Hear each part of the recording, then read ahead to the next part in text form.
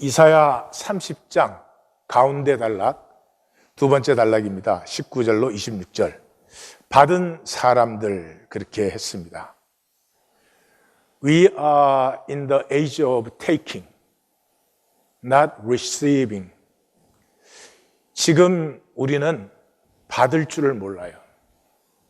모든 것은 쟁취해야 돼요. 능력이 있고 남보다 뛰어나고 이렇게 해서 쟁취를 하지 받을 줄을 몰라요. 비극적인 것은 부부 간에도 받지 못해요. 남편과 아내로 만났으면 그냥 그 사람을 받으면 되잖아요. 사람이 완전할 수도 없는 거고 모든 면에 다 잘날 수도 없고 그냥 그 사람을 받는 것이죠. 근데 그 사람을 못 받아요. 그 사람에게서 내게 필요하니까 내게 좋은 것만 take 하는 그런 시대입니다. 오늘은 나눔 가이드를 먼저 읽겠습니다. 써면 뱉고 달면 삼키는 것은 받음이 아닙니다. 받음은 하나님의 선하심과 신실하심을 신뢰하기에 내게 주어진 모든 것에 감사하는 것입니다. 은혜, 죄사함, 구원, 복, 또 하나님 자신까지도 하나님의 것은 다 받는 것입니다. 말씀도 내가 말씀을 얼마나 잘 아느냐, 내가 얼마나 잘 이해하느냐, That's not the point. 이 종교의 시대는 자기가 또 얼마나 말씀을 잘 아느냐, 얼마나 잘 믿느냐. 그래서 all depend on me. 그것이 아니고 1살짜리는 1살짜리로 받는 것이, 10살짜리는 10살짜리로 받는 것이에요. 마귀에게 쏘가 내게 좋은 것만 받으려는 갈라진 마음은 아무것도 받지 못합니다. 야고보 사도는 두 마음을 품어 정함이 없는 자는 하나님께 아무것도 받으려고 생각지도 말라. 좋은 것만 받으려는 사람은 아무것도 못 받아요. 자기 자신도 못 받아요. 자신의 힘과 권세를 다 내려놓으시고 악의로우신 하나님을 받는 사람은, 악의로우신 하나님을 받을 수 없는 사람은 이 세상에 받을 수 있는 것이 아무것도 없죠. 광야 여정의 환난과 고생에도, 이게 오늘 본문 20절이죠. 그 사랑의 임재를 받아요. 그래서 광야를 지나서 약속의 땅을 받을 수가 있고, 분명히 내가 사는데 하나님이 피어나는 삶을 살게 되는 것이에요. 오늘 본문의 제목은 사랑의 음성을 듣는 이들 그렇게 잡았어요. 이 거친 광야 여정을 지나면서 믿음을 지키고 하나님의 약속을 받을 수 있는 것은 하나님의 사랑의 음성을 들을 때만 가능한 것이에요. 하나님의 음성이 가슴에 들리지 않는 사람은 상황이 circumstance, situation is everything. 그게 전부예요. 생각이 산란스럽고 삶에 초점이 없고 어지러워요. 열심히 살고 똑똑히 사는데 정말로 이루어진 것은 아무것도 없어요. 그래서 시간이 지날수록 더 허무해지죠.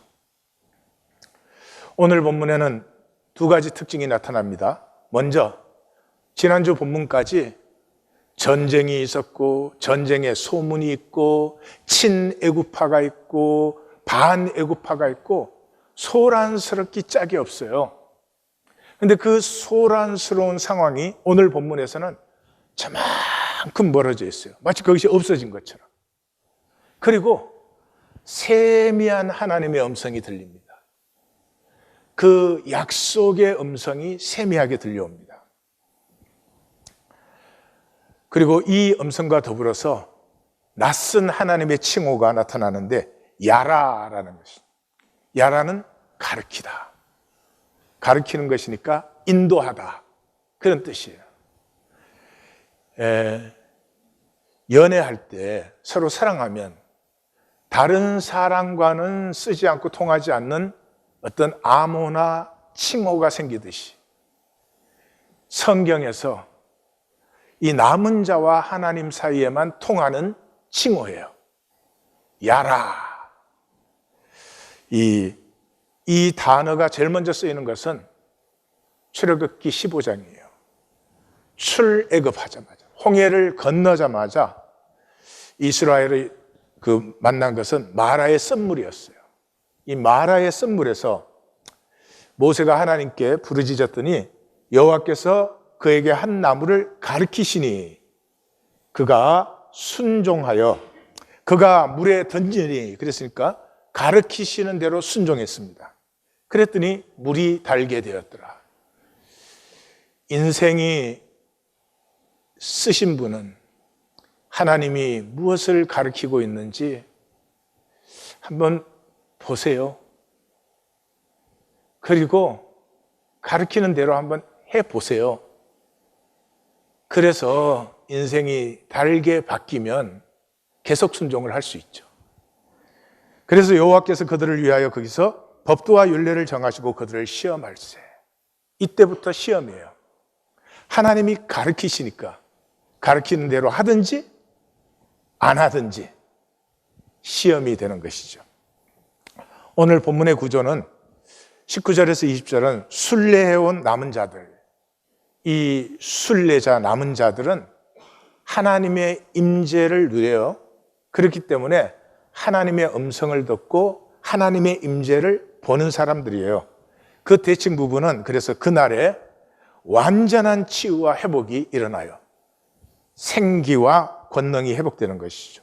그 안쪽에는 뒤에서 들리는 목자의 음성. 목자는 양떼를 앞세우고 뒤에서 몰아가죠. 그러니까 임재에 하나님이 임재하시는 그 인도를 느껴요. 보세요. 뒤에서 인도하시니까 앞에는 상황이에요. 상황임에도 불구하고 상황을 사는 것이 아니라 뒤에서 인도하는 음성을 사는 거예요. 그래서 그 대칭되는 부분은 이 목자의 복을 받아요. 그래서 풍요하고 심판에서조차 구원을 받는 그 열쇠, 이 남은 자들의 은혜와 복과 구원의 열쇠가 중간 22절이에요. 그것이 무엇이에요? 스스로 우상을 던지며 나가라 라고 선포하는 거예요. 우리 번역이에요. 같이 보십시다. 19절에서 시온 예루살렘에 거주하는 백성아, 그렇게 나오는데 거주하는 야쉐브예요. 야쉐브는 그곳 주민이라는 뜻이 아니고 이 지나가는 길에 잠깐 멈춘 그런 것을 뜻해요. 그래서 영어 번역에 대부분 제대로 된 번역들은 in Zion, in Jerusalem이라고 해요. 예루살렘의 주민들을 표현할 때는 언제든지 the people of Zion, people of Jerusalem, of로 들어가요. 근데 여기 in이에요. 그러니까 여기는 먼 곳에서 순례를 해서 그 하나님의 임재를 향하여서 나온 남은 자들을 얘기해요. 그래서 그들에게 너는 다시는 통곡하지 않는다. 왜?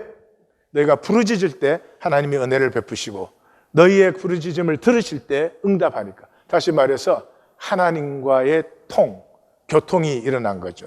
그래서 단절의 관계가 회복되어서 하나님의 음성을 듣고 보고 하나님은 이들의 부르짖음을 듣고 이들의 안타까움과 어려움을 보기 때문에 이제 다시는 통곡하지 않는 그런 일이 일어나요. 근데 이사야 전체는 이 하나님의 백성과 하나님이 통하지 않는다는 것이 주제죠. 시작하자마자 나귀는 그 주인의 구유를 알고 소는 그 임자를 알건만은 내가 자식을 양육했는데 내 자식은 나를 모른다 하는 거 아니에요? 그래서 끝에 가면 58장 금식장이에요. 한 장 전체가 금식이에요. 그런데 금식해도 안 듣는다. 그렇죠? 그리고 1장 15절에서 시작에서도 서론 끝나자마자 너희가 손을 펼 때, 손을 편다는 건 기도한다는 거예요. 내가 눈을 너희에게서 가리고 너희가 많이 기도할지라도 듣지 않는다. 종교인들은 참 많이 기도해요. 종교인들은 용건만 간단히를 몰라요. 왜냐하면 중언부언해야 기도하는 것 같거든요. 왜? 응답이 없으니까 자기가 막 반복하고 자기가 자기를 세뇌시키는 게 종교인의 기도예요. 한마디면 끝나는 거 아니겠어요? 나의 원대로 마옵시고 아버지의 원대로 이루어지이다. 그러면 삶은 복되어지는 거예요. 내 원함에 내가 망하고 있는 거잖아요. 내 욕심에 내가 망하고 있는 거잖아요. 그러니까 그리고 8장에 가서 그 아하스에게 징조를 구하라고 했는데 거부하니까 이제 하나님이 이스라엘 집에 나는 완전히 가려졌다 그랬죠. 그래서 이사야 선지자가 이제 야곱의 집에 대하여 얼굴을 가리시는 여호와를 나는 기다리며 그를 바라보리라. 요 절 조금 전에 나오는 게 뭐예요? 너희가 천천히 흐르는 실로아의 물을 버렸도다. 천천히 흐르는 실로아의 물을 버렸도다. 왜요? 기다리지 못하고 바라보지 못하니까. 종교인은 당장 좋아야 돼요. 지금 상황이 좋아져야 돼. 지금 뭐가 생겨야 돼. 지금 뭐가 일이 일어나야 돼. 그러니까 받을 수가 없어요. 항상 좋은 일만 일어나면 받겠지만은 그렇지 않거든요. 그런데 당장의 상황이 어렵고 힘들어도 하나님의 임재를 믿는 사람은 하나님은 내가 악한 죄인이라도 나를 저주하지 않으시거든요. 그러니까 이 악한 일이 하나님의 뜻일 수 없죠. 그럼 기다림이 생기는 거예요. 아, 나에게 이런 어려움과 고난을 주시는데 이것을 통해서 하나님은 어떤 일을 또 이루어내실까?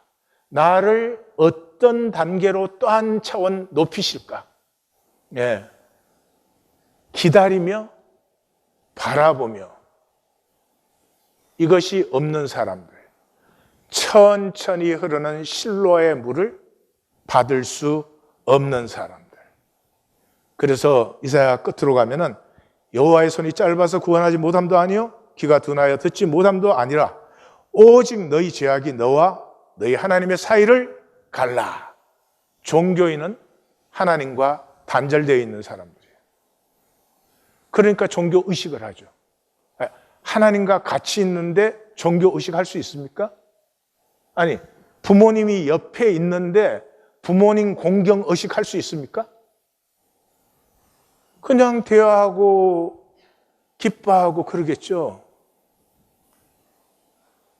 종교가 된 유다, 하나님과 단절되어 있는 유다예요.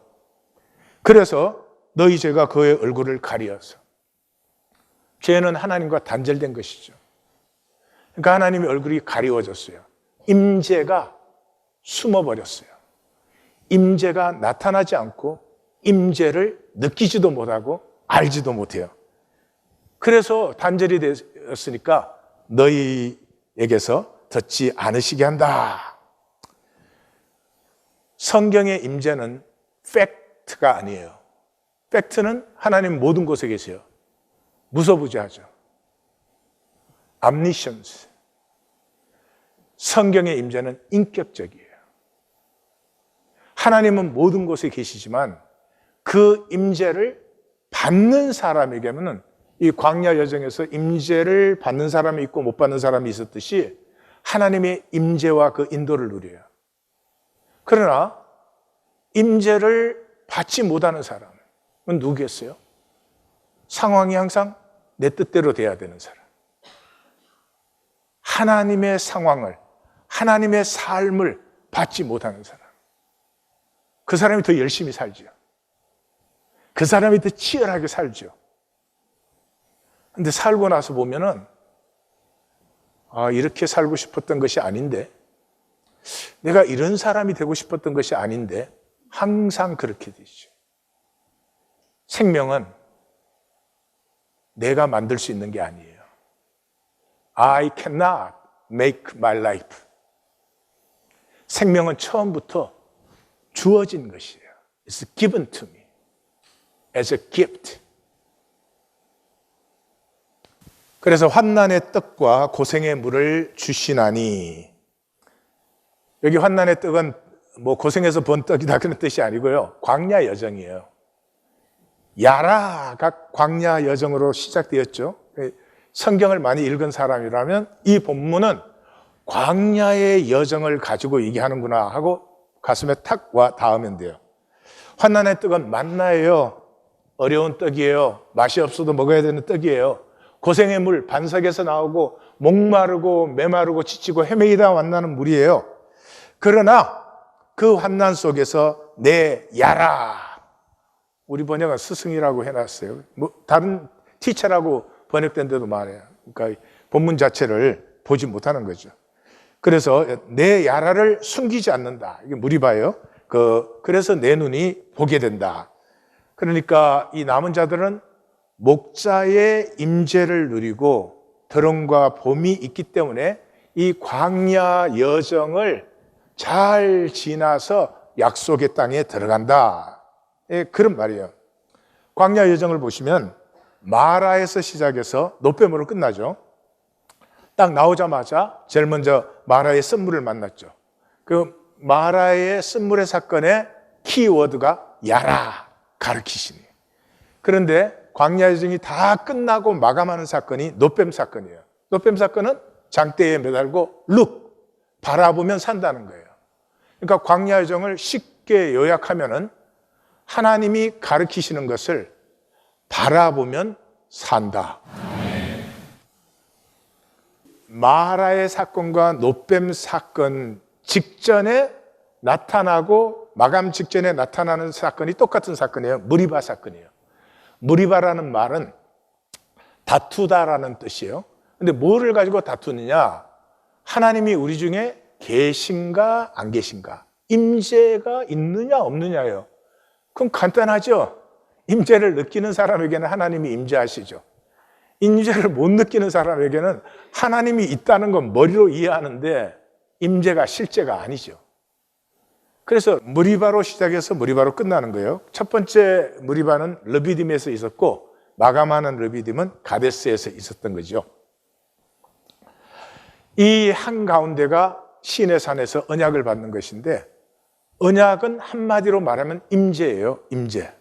예. 그래서 이것이 아브라함과 이삭과 야곱인데요. 아브라함을 불러서 하나님이 훈련을 시키시고 이래서 마지막 약속을 맺는 것이 할례의 언약입니다. 할례의 언약. 이 할례의 언약을 맺을 때 하나님이 내가 너와 함께한다라는 약속을 해요. 그 다음에 이삭은 아주 복된 사람이에요.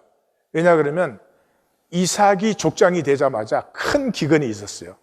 아브라함도 약속의 땅에 도착하자마자 큰 기근이 있었어요. 그 기근이 있었을 때 어디로 갔어요? 애굽으로 내려갔죠. 그러니까 이삭에게 하나님이 나타나서 너 애굽으로 가지 말아라. 내가 너와 함께한다 약속을 했어요. 근데 아버지는 그래도 내려갔는데 이 이삭은 내려가지 않았어요. 가르치는 대로 했어요. 그랬더니 어떤 일이 일어났어요? 우물만 파면 물이 나오는 거예요. 지금도 그 아프리카 이런 데서는 우물 하나 파는데 몇만 불이 듭니다. 그러니까 그때는 가운을 걸고 우물을 파는 거예요. 근데 우물만 파면 물이 나와요. 그러면 블레셋이 와가지고 뺏어요. 그럼 또 쫓겨나가서 또 파면 또 나와요. 그렇게 해서 어디까지 갔어요? 브엘세바까지 갔어요.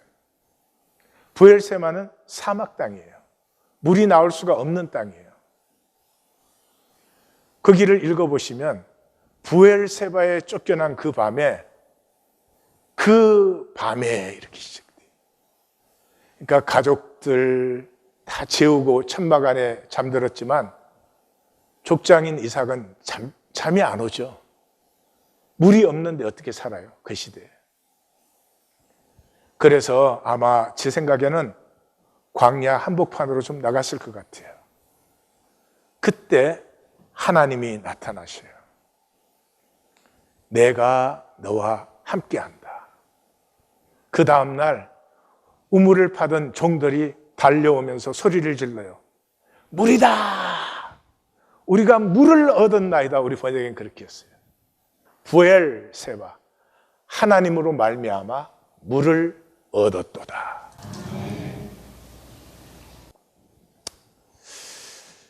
그래서 이 이삭은 그냥 하나님이 가르치시는 것을 따름으로 말미암아서 그냥 정말 복과 평안한 삶을 누린 사람이에요. 이제 그 다음이 야곱인데, 이 야곱은 우리가 많이 닮았어요. 머리를 팽팽팽 돌려. 그래가지고 이 사람은 받을 수가 없어. 자기가 동생으로 낳았다는 것도 받을 수가 없어. 그런 사람이에요. 그래가지고는 이 야곱에게서는 함께 한다는 얘기가 계속 나와요. 그 하란으로 떠날 때도 함께 하겠다. 하란으로 가는 길에서 함께 하겠다. 하란 외삼촌 집에서 내가 너와 함께 한다. 돌아올 때도 내가 함께 한다.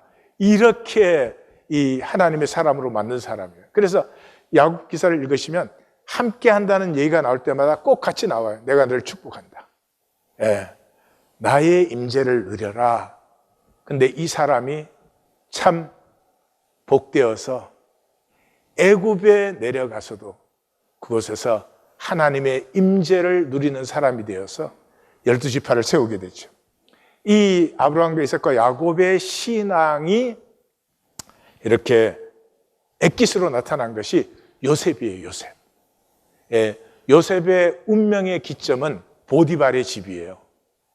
보디발의 집에 팔려갔을 때 이 요셉은 형제들에게 버림받은 상처, 거기에 또 이 억울한 누명을 쓴 이 원망과 억울함, 이런 것을 그대로 품었으면 이 사람은 정신병자 되는 거예요. 그런데 보디발의 집 기사가 나올 때 앞쪽과 뒤쪽으로 나오는 말이 있어요. 내가 너와 함께한다. 하나님이 그와 함께하심으로 형통하였더라. 내가 너와 함께한다. 하나님이 함께하심으로 형통하였더라. 이게 요셉 기사의 모든 것이에요. 그때로부터 이 팔려온 노예는 하나님의 역사를 이 하나님의 뜻을 따라, 섭리를 따라 인도하는 사람이 되죠. 그래서 구약 축도가 민수기 6장인데, 여호와는 내게 복을 주시고 너를 지키시기를 원하는, 이게 축도죠. 복 주시고 지키세요. 그 다음은 뭐예요? 여호와는 그 얼굴을 내게 비추고 여호와는 그 얼굴로 내게 향하여 두사. 임재예요.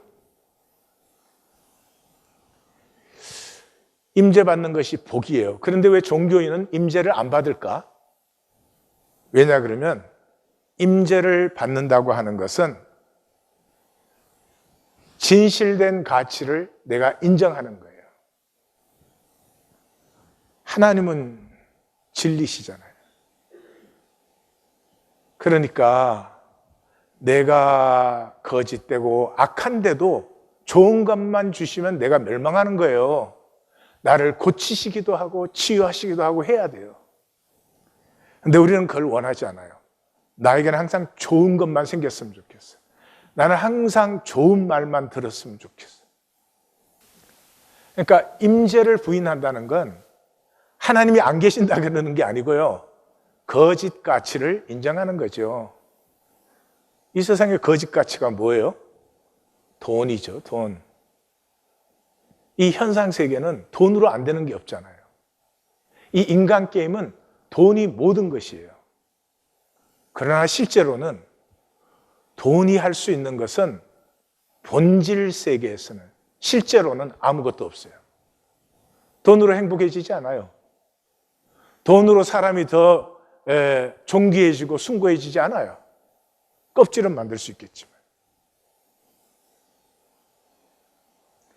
거짓 가치를 인정하는 동안에는 참 가치인 하나님을 내가 부인하고 있는 것이에요.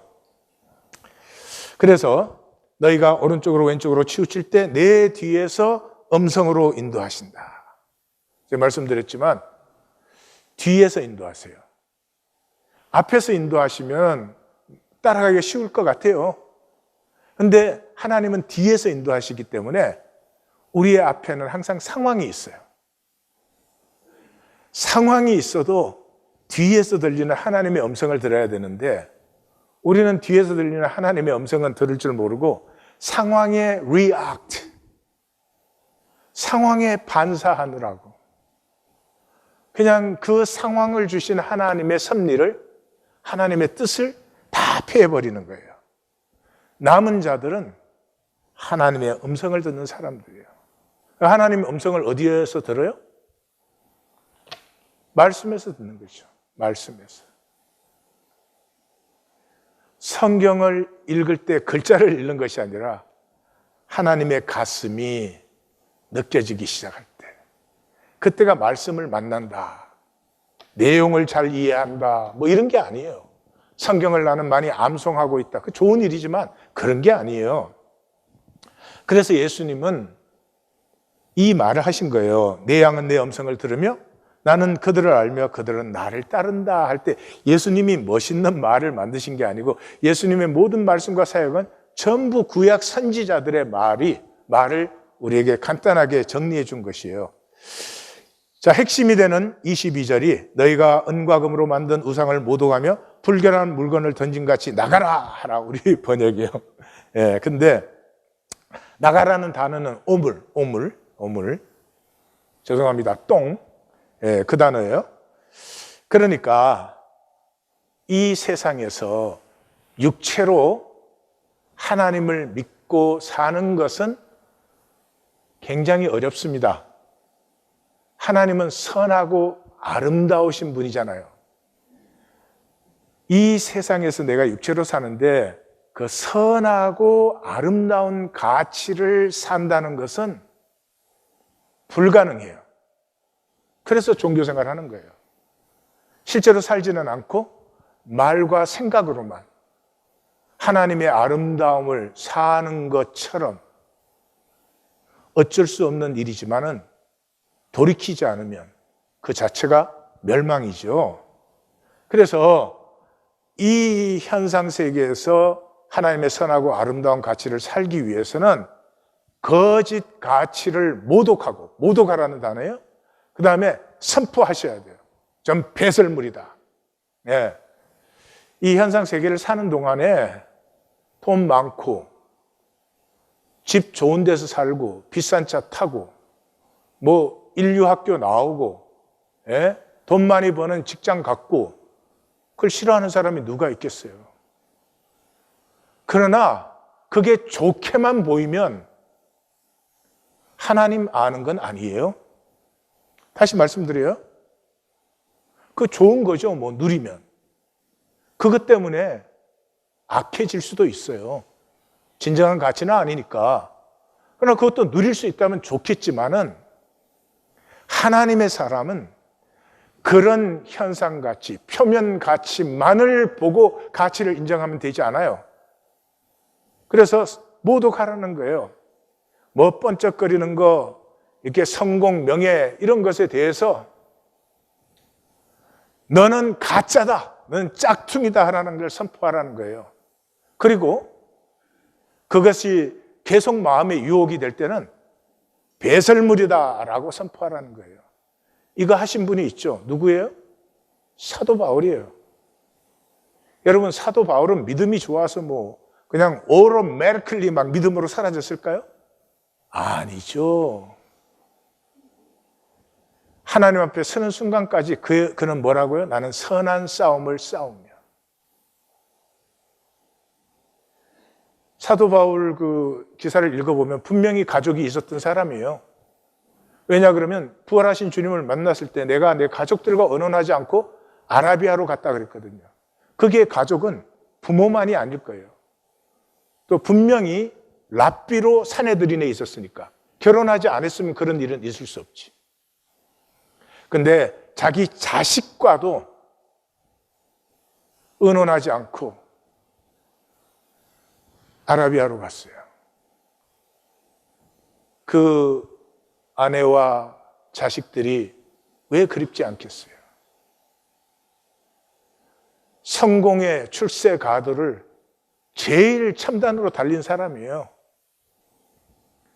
그렇게 고생하고 핍박받고 잡혀서 죽을 만큼 맞은 것도 수 없고 돌에 맞아서 죽은 줄 알고 시체인 줄 알고 버림을 당한 그 삶에서 어떻게 이제 좀 이런 거 그만했으면 좋겠다 생각이 안 날 수가 있겠어요. 그때마다 이것은 가짜 가치야. 내가 진정으로 바라보는 가치가 있어. 아무리 좋아 보이고 번쩍거려도 저 세상 것은 배설물이야. 이렇게 싸우지 않고 하나님을 믿고 하나님을 섬긴다는 것은 새빨간 거짓말입니다. 종교는 정말 거짓말이에요. 웃겨요. 교회만 왔다 갔다 하면 하나님을 믿는다 그러죠. 교회만 왔다 갔다 하면 무슨 구원받고 하나님이 자녀가 됐다고 그래요. 좀 안타깝습니다. 가치를 전락시켜도, 세상 가치를 전락시켜도 천박한데 가장 숭고하고 존엄한 가치를 그렇게 전락시킬 수 있는가? 현상이 전부면 문제는 그것이죠. 종교인에게는 현상이 전부예요. 하나님 하지만 하나님은 실제가 아니고 현상이 전부란 말이에요. 그럼 현상이 전부면 뭐 돈으로 사는 거죠. 근데 돈으로 살면 기가 죽어요. 예. 생명은, 하나님이 주신 생명은 돈 많이 벌었다고 생명의 기가 살아나지 않아요. 예. 겉의 권세, 사람들 사이에서 뭐 있는 척 할 수 있지만 홀로 되면 다 외롭고 괴로워요. 단절되어 있으니까. 생명은 사랑의 음성으로만 피어나요. 내 아내가 나를 사랑하는 것을 아는 남편, 복되어요. 생명으로 피어나요. 내 남편이 나를 사랑하는 것을 아는 아내, 자연스럽고 고집 억지를 부리지 않아요. 아이들도 마찬가지예요. 지금은 부모의 사랑이 독이 된 시대예요. 사랑은 한계가 있을 수 없잖아요. 내 아이도 사랑하지만 다른 아이도 똑같이 귀한 거잖아요. 내가 그렇게 사랑해 줄 수는, 똑같이 사랑할 수는 없지만 똑같이 사랑스러운 건 인정해야죠. 근데 아예 다른 집 아이는 관심이 없어요. 사실 뭐 죽는다 그래도 별로 관심이 없어요. 내 아이만. 그러면 어떻게 돼요? 바닷물은 이 생태계의 가장 중요한 부분이에요. 그 염분의 농도가 적절했기 때문에 이 생태계가 유지되어요. 그런데 그 바닷물이 세츄레이트 되면 사해가 되는 거예요. 사해. 죽음이 되는 거예요. 지금은 부모들이 사랑할 줄을 몰라서 이 사랑이 세츄레이트 돼가지고 그 부모의 사랑 때문에 아이들이 더 불안하고 스트레스 받고 생명력은 약해지는데 돈은 벌어야 되고, 사람이 기가 죽어서 어디 하나님 형상이라고 말할 수 있겠어요? 이 현상의 사람은 상황이 전부가 돼요. 그 좁쌀 상황에 사로잡혀가지고 우주를 놓쳐버리지. 바둑을 두는데 몇 알 먹으려고 하다가 대마가 죽는 거나 똑같아요. 다시 말씀드립니다. 종교는 사람의 조직이고 사람의 교리고 사람의 가르침이요. 인간 게임이에요. 임재를 몰라요. 임재를 모르기 때문에 할 수 있는 건 이원화밖에 없어요. 예배 드릴 때는 거룩한 시간이에요. 예배 끝나면 거룩하지 않은 시간이에요. 교회 오면은 뭐 전부 이원화 시켜놨어요. 실제를 하나도 못 누리는 거죠. 세상은 만만치 않은데 우리 자신은 어때요? 부족? 당연하지. 이기적? 말할 것도 없지. 그 정도가 아니라 죄악되어요. 겉으로만 멀쩡하지 속이 건강하고 싱싱한 사람 보기가 힘들어요. 그럼에도 불구하고 우리의 장함은 무기력해질 수밖에 없고 당장 살아남기 위해서 거짓과도 타협하고 그런 삶 속에서도 우리가 패하지 못하는 것이 있죠. 그래도 선하고 싶고 의롭고 싶고 가치 있고 싶고 나 자신과 모두에게 자랑스러운 이 패하지 못하는 사랑, 이 사랑을 피할 수 없는 게 하나님의 형상의 인간이에요. 그게 우리의 소망이 있어요. 그래서 인간은 사랑할 때 피어나는 것이죠. 사랑은 내가 결정하는 게 아니잖아요. 예? 연애할 때 그래요? 나 결정했다. 사랑 시작. 그런 거 아니잖아요.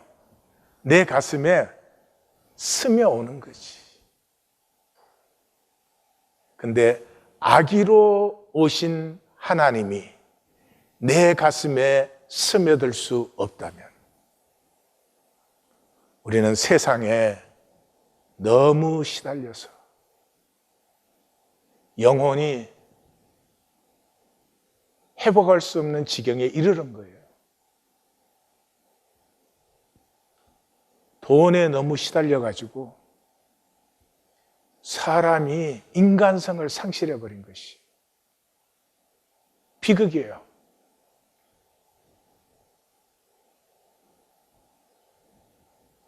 아기로 오신 하나님을 내 가슴에 받으면서 스며드시면서부터 무슨 내가 위대해지고 성공하고가 아니고요. 사랑스러움이 회복돼요. 모든 생명은 사랑스러워요. 모든 꽃은 사랑스럽고 모든 동물들이 사랑스러운 것처럼 세상에서 무슨 좀 잘난 척 하겠다고 내가 버려버린 나의 인간성이 그 사랑스러움이 회복되는 것이죠. 그때 비로소 사는 것이 어렵지만 괜찮은 거야. 힘들지만 살만한 거야. 내 마음대로 안 되지만 행복한 것이야. 이런 진실이, 실제가 회복되는 것이에요. 자, 이러한 그 하나님을 가슴에 받은 사람들은 그날에 주께서 비를 주어 땅이 먹을 것을 내고 곡식이 풍성하고 기름지고 목장이 광대해지고 소나기도 곡식으로 만든 맛있는 먹이를 먹고 얼마나 풍성한지 소나기는 되게 풀이나 겨 이런 거 먹잖아요. 근데 곡식으로 만든 맛있는 먹이를 먹고 심판 날에도 고산 준년까지도 물이 흘러넘친다. 창세기 2장 5절에 그러잖아요. 하나님이 비를 주시지 않았기 때문에 nothing happens. No rain, no nothing. 성경은 이 진리를 그렇게 간단하게 표현해줘요. 보세요. 지구가 생성이 됐을 때는 불덩어리였어요. 여기 어떻게 이런 생태계가 나타나요? 이런 생태계가 나타나기 위해서는 물이 있어야 되는 거죠. 근데 불덩어리에 무슨 물이 있어요? 없어요. 근데 약 38억 년 전에 소행성에 비가 내렸어요. 소행성은 얼음 덩어리잖아요. 그게 비처럼 지구에 내리는데 10년, 20년이 아니에요. 100년, 1000년이 아니에요. 만년이 아니에요. 수십만 년 동안 소행성이 지구에 쏟아져 가지고 지구 가운데는 불덩어리가 남고 에너지가 있어야 모든 것이 생기니까.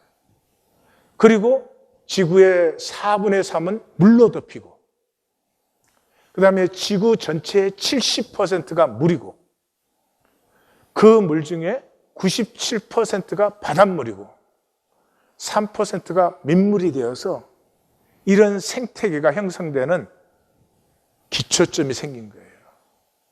No rain, no nothing. 결론이 그날에 여호와께서 자기 백성의 상체를 쥐하고 지시고 달빛은 햇빛 같고 햇빛은 7날이 빛같이 7배가 된다. 사도 요한은 그랬죠. 그 안에 생명이 있으니 생명은 사람들의 빛이라. 생명은 빛이에요. 이 컵을 지금 이건 물질이잖아요. 이 불에 태우면 이 컵이 에너지로 전환되는 포인트가 나와요. 에너지로 전환되는 포인트에서 빛을 발하는 거예요. 그러니까 지금 우리가 이렇게 살아있는 것은 뭐 음식물도 먹고 이래가지고 그 들어온 것이 전부 에너지화 되기 때문에 살아있는 거예요. 빛을 만들기 때문에. 그래서 빛이 7배가 된다는 것은 수학적으로 7배가 아니라 생명의 에너지가 그때 완전해지는, 하나님의 말씀이 혼돈과 공허와 흑암 속에 선포되니까 좋았더라, 좋았더라, 심히 좋았더라가 열린 것처럼 그때 생명의 기운이 온전해지면서 나 역시도 그때 이제 하나님 나라 안에서죠. 이런 육체가 아니라 영적 영체를 입었을 때죠. 모든 만물에 대해서 좋았더라, 좋았더라, 심히 좋았더라가 되는 거예요. 성탄은 최고의 선물이죠. 하나님이 아기로 오셨어요. 인간이 얼마나 거짓되고 절망적이면 하나님이 아기로 오셨어요. 아기로 오셨는데도 안 받아요. 받으면 복이에요. 받는다는 말이 뭐예요? 진정으로 기뻐하는 것이죠. 선물이니까 진정으로 기뻐하면 받는 것이에요. 그럼 왜 안 받아요? 계산 때문에. 기쁨의 반대는 계산이에요. 제일 불행한 사이가 계산되는 사이예요. 부부 사이가 계산한다. 이게 정말. 더 힘든 건 뭐예요? 부모 자식 사이가 계산하는 사이. 그러면 이제 그건 끝장이 난 거라고 말할 수 있죠. 그래서 구약의 제일 마지막 절이 뭐예요? 하나님의 나라가 임할 때는 내가 그 앞에 헤럴드를 먼저 보내서 자식의 마음을 아버지에게로, 아버지의 마음을 자식에게로 먼저 돌이킨다. 이 받는 사람들은 기다림의 사람들이에요. 아까 본문에서 제일 시작에서 나왔죠. 그리고 오늘 본문이 19절부터인데 18절에 지난주 본문 마감이 뭐예요? 그를 기다리는 자마다 복이 있도다. 기다림이 뭐예요? 평면 차원의 삶에 깊이를 더하는 거예요. 기다리면 기다릴수록 깊이가 깊어지는 거예요. 무한 차원이 되는 것이죠. 복되기를 원하면 복된 길로 사시면 돼요. 간단해요. 이 종교인들의 문제는 천박하게 살면서 복되려고 해요. 복되면 높은 의식이에요. 우리 이순신 장군이 높은 의식을 살았기 때문에 우리가 그 삶을 보면 참 복된, 참 가치 있는, 참 의미 있는 그런 삶이다 그러잖아요. 그러니까 천박한 의식으로 복된 삶을 살 수 없어요. 천박한 의식이라는 건 돈을 높게 버는 거예요. 돈을 사람보다 높게 벌고 어떻게 복된 삶이 살아요? 돈을 벌 수는 있을지 몰라요. 벌어도 여전히 천박해요. 아니, 더 천박해지지. 이 선물을 잘 받는 길, 저는 말씀을 전가하는데 하우투를 전가하는 걸 별로 싫어합니다. 뭐 하우투 전가했다고 그대로 할 사람도 별로 없고, 말씀은 그렇게 하우투를 가르치는 게 아니라 본질적인 면을 일깨워주는 것이 말씀인데, 나에 대해서 먼저 3가지입니다. 그냥 이건 이 프랙티컬한 거니까 그냥 좀 잘 적용하시면 좋겠어요. 내 생각은 나 아니에요. 생각은 전부 리액트예요. 상황에 리액트 된 것이에요. 그렇기 때문에 나는 내 생각이 아니고 생각하는 나를 보는 나가 진짜 나예요. 이게 주체성이 있잖아요. 나는 내 생각이 아닙니다. 99.99%는 생각을 따라 살아요. 그래서 자기가 패해지는 거예요. 2번째, 나를 힘들게 하는 것은 나밖에 없어요. 그냥 행복하면 돼요. 근데 절대로 행복 안 해. 행복을 거부해. 왜 행복을 거부해요? 이 상황이 내 마음대로 되어야 내가 행복하다는 거예요. 그래서 불행한 거예요. 그냥 행복하시면 돼요. 그냥 행복하시라고요. 하나님 노릇하지 마시고 모든 상황은 내 뜻대로 돼야 돼. 그거 내려놓고 모든 상황 속에는 즐길 수 있는 게 있지. 그 다음에 내 삶은 나의 작품이에요. 탓하지 마세요. 자꾸 남의 탓을 해. 남의 탓을 하면 잠깐 마음은 쉬울지 모르지만은 남의 탓을 하는 건 그 사람들 때문에 내가 불행하니까 내 삶의 주권이 그 사람들에게 있는 거 아니에요. 그러니까 나의 주권은 점점 더 무기력해지는 거예요. 근데 그건 사실이 아니잖아요. 거짓이잖아요. 그렇기 때문에 탓을 하면은 임재가 사라져버려요. 광야 백성이 10번 원망을 했어요. 임재가 사라져버렸어요. 직면하면 알아요. 저부터도 나 자신 직면하고 싶지 않아. 부족하고 연약하고 제약되고 이기적이고 위선적이고 그걸 벗어날 수 없어요. 아파요. 그래도 직면하면 거기서부터 성장이 시작되는 거예요. 내가 나를 부인한 자리에서는 어떤 새로움도 성장도 있을 수가 없어요. 삶에 대해서도 3가지 말씀드릴게요. 살던 대로 살지 마십시오. 오토파일럿대로 돌아가면 쉬워요. 그러나 하루하루 3시간이에요. 하루하루 3시간이에요. 선포하세요. 오늘은 전혀 새로운, 내가 한 번도 만나본 적 없는 시간이다. 그러므로 내가 정말로 살고 싶은 것, 내가 정말로 행해보고 싶은 것, 한 가지라도 오늘 할 것이다. 에? 새로운 시간이에요. 제발 새로운 도전으로 좀 받으시라고. 2번째, 심은 것을 거두어요. 심은 것을 거두어요. 현재는 완벽합니다. 아무리 내가 남에게 탓하고 싶지만은 현재 나는 내가 살아온 나예요. 그리고 이 현재는 완벽해요. 하나님이 만약에 이 현재에 내가 이렇게 되어서는 망한다고 싶으면 절대로 이렇게 섭리했을 리가 없어요. 내 마음에 안 들어도 지금 현재 나, 이 현재 나를 인정하고 여기에서부터 첫 발을 내디딜 때 나의 내일은 새로워지는 것입니다. 탓하지 말고 창조하십시오. 3번째로, 결과는 하나님의 것이고 과정은 나의 것이에요. 결과는 내가 만들 수 없어요. 하나님 것이에요. 근데 과정은 내가 하는 것이에요. 근데 그 과정에서 주의할 것은 만들려고 하지 마세요. 만들려고 하지 마세요. 내가 내 삶을, 내가 내 모습을 만들려고 하잖아요. 그럼 뭘로 그걸 해요? 에고로 하잖아요.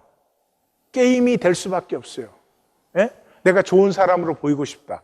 내가 좋은 사람으로 인정받고 싶다. 그러면 내가 좋은 사람으로 보이고 인정받는 게임을 해야 되잖아요. 그러니까 그건 실제가 아니에요. 그래서 결국은 자기도 싫고 남도 싫어해요. 저는 이 40년 목회에서 가장 이해가 안 되는 것이 교회를 와서도 자기 편을 만들려고 해요.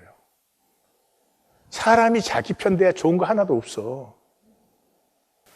아니, 정말요, 종교는 너무 웃겨요. 하나님 앞에 나왔잖아요. 이 교회는 하나님이 통치하신다는 것을 고백하는 이 세상에서 유일한 곳이 교회잖아요. 그럼 교회에 나오셨으면 하나님 편이 되세요.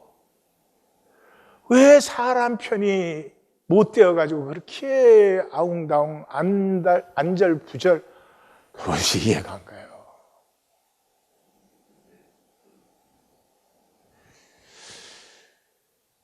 나쁜 남자가 인기가 있는 이유가 뭔 줄 아세요? 다 게임이니까. 좋은 말 해주고 뭐 좋은 남자는 보면은 그게 다 게임이었어요. 나쁜 남자는 앨리스 솔직했으니까.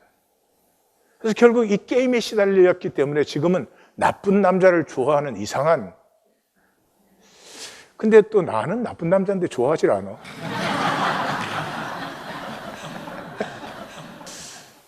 만들려고 하지 마시고 Please enjoy it. Life is good gift. Please enjoy it. 이 현상에서 만들면 얼마나 만드시겠어요? 또 뭐를 만드시겠어요? It's like a hiking. 하이킹 가시면 어려운 데도 올라가고 어려운 것도 내려오기도 하고 쉬운 데 올라가고 쉽게 내려오기도 하잖아요. 그냥 그 여정대로 즐기는 거지. 그렇게 하면서 내가 주님을 향해 나아가고 있다가 중요한 것이지. Nothing else is important. 문제는 죄인은 하나님을 받을 수 없어요. 예, 우리가 하나님 받자, 아기로 오신 하나님 받자라고 했는데 죄인은 하나님을 받을 수 없어요. 그게 문제예요. 이 문제를 가장 심각하게 몸부림쳤던 사람이 다윗이죠. 다윗은 다윗 시편 중에 다윗의 시편인 51편에서 그렇게 말하죠. 주께서는 제사를 기뻐하지 아니하시나니 주는 번제를 기뻐하지 아니하시나이다. 하나님은 종교를 기뻐하지 않아요. 하나님이 종교를 기뻐하신다면 내가 천천만만의 수양을 드렸을 것입니다. 근데 하나님은 종교를 기뻐하잖아요. 그럼 하나님은 무엇을 기다리고 있는가? 그는 고백합니다. 주께서 구하시는 제사는 상한 심령이라. 하나님이여 상하고 통회하는 마음을 주께서 멸시치 아니하시리이다. 십자가는 하나님의 아픔이에요. 하나님의 아픔을 받는 유일한 길은 깨어지는 것이. 사랑이 진짜 사랑이 될 때는 가슴이 깨어지는 것이. 남자 여자가 만나서 아무리 좋아해도 거기가 진짜 사랑은 아니에요. 진짜 사랑이 될 때는 너의 아픔 때문에 내 가슴이 깨어질 때, 나의 아픔 때문에 너의 가슴이 깨어질 때. 그래서 이 만만치 않은 세상에서 거짓되게 종교생활밖에 하지 못하는 내가 그 하나님의 사랑을 만났을 때, 이사야 선지자는 얼마나 거룩한 사람이었어요. 그런데도 불구하고 하나님의 임재를 딱 만나니까 화로다 나여 망하게 되었도다. 사도 바울은 그 신앙의 여정에서 클라이막스에서 오호라 나는 공고한 사람들이다. 이 사망의 몸에서 누가 나를 건져내랴. 이 사도 공동체의 120문도들은 하나님 말씀을 받았을 때 그 마음에 찔려서 우리가 어찌할꼬가 터져 나왔을 때가 비로소 진짜가 실제가 되는 거죠. 지금 우리 중에는 종교로 단절된 사람도 있어요. 또 신앙으로 하나님과 하나됨을 조금이지만 누리는 사람도 있어요. 둘 다 오케이. 둘 다 오케이. 그 자체가 나쁜 건 아니에요. 둘 다 실제니까. 네? 나는 종교생활밖에 못하는구나. 그거 실제지 어떻게 해요? 아, 하나님이 은혜를 주셔서 나는 하나님과 이 들음과 봄의 통함을 좀 누리고 있구나. 그렇죠? 그런데 내가 종교생활을 하고 있으면 그걸 실제로 만나셨다면 아파야죠. 애통해야죠. 아프면 절대로 똑같이 살 수 없어요. 아픈데 똑같이 살고 있다는 건 머리의 생각으로만. 만약 내가 하나님과 하나면 감사하면 되는 것이죠. 문제는 딱 하나밖에 없어요. 종교의 척. 난 도대체 이해가 안 돼요. 교회만 나오면 참 믿음이 없는데도 참 믿음이 있는 것처럼 말하고 행동하고 그렇게 해요. 이 교회에서 나는 정말 말씀을 들을 때마다 애통합니다. 아유, 나는 왜 이런지 모르겠습니다, 정말. 난 새롭기를 원하는데도 정말 안 되네요. 그리고 그런 사람으로 행동하는 것이 아니라 그건 척하고 그 다음에는 권리주장. 예, 권리주장. 이 마귀가 얼마나 지혜롭게 우리를 속여놓았는가 하는 안타까움이 듭니다. 이 모든 일은 2022년으로 땡! 자, 이 교회 나왔으니까 괜히 믿는 척하고 이렇게 하나님 믿는 것처럼 행동하고 그러고 이 사람 사이에서 내가 얼마나 대접받느냐 이런 것들 그냥 2022년으로 땡! 2023년은 나왔으면 하나님 만나고 가는 거예요. 다른 사람 뭐라 그래도 나는 하나님 만나고 간다.